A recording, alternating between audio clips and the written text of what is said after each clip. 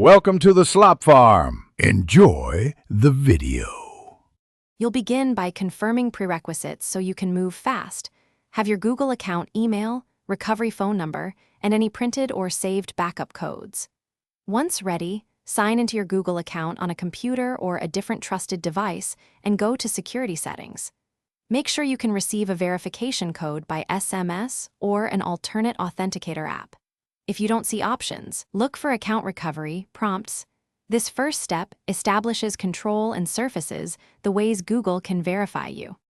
Once signed in or in the recovery flow, follow Google's verification choices. SMS to your recovery number, prompt to a registered device, or a recovery email. Choose the fastest verified method. After verification, go to two-step verification, then select Authenticator app and choose Change Phone or Set Up to generate a QR or secret key.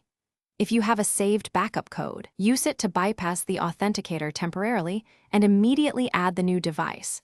This replaces the lost phone's code. Finish by scanning the QR code with Google Authenticator on your new phone or manually entering the secret key.